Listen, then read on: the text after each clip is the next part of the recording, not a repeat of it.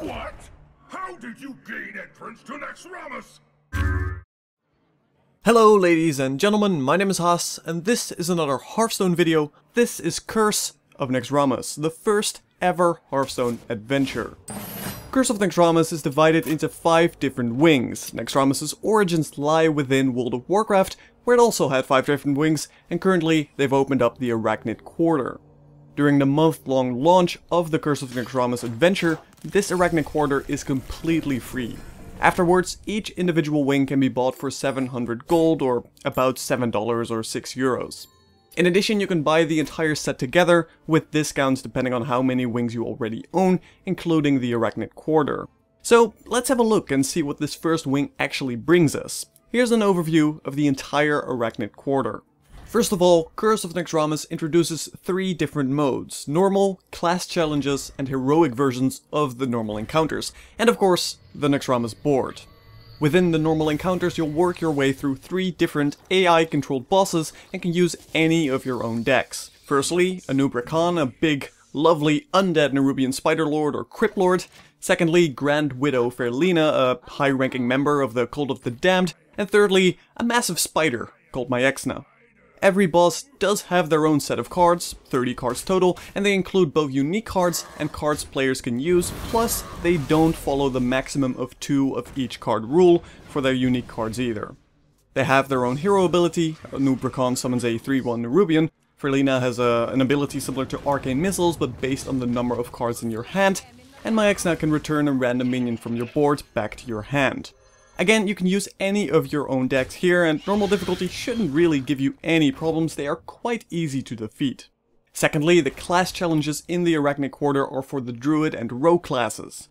Each challenge giving you a predetermined deck with which you have to complete the challenge, meaning defeating the boss, and thirdly, the heroic mode is where things get significantly tougher as each boss has a heavily boosted hero ability. Again, much like normal, you can use any deck you wish in this mode, and many different decks can definitely work here, but you'll likely have to design or change a deck specifically for the heroic bosses.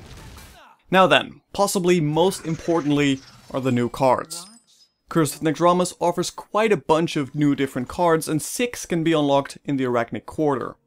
The Haunted Creeper is a 2 mana cost 1/2 with a Death Rattle, which summons 2 1/1 Spectral Spiders, though these Spectral Spiders don't count as beasts.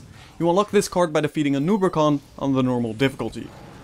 The Nerub Weblord is another 2 mana cost card with 1 attack and 4 health. In addition, when this card is on the board, every other minion with the Battlecry effect will cost 2 more. The Nerub Weblord is unlocked by defeating Grand Widow Fairlina on the normal difficulty.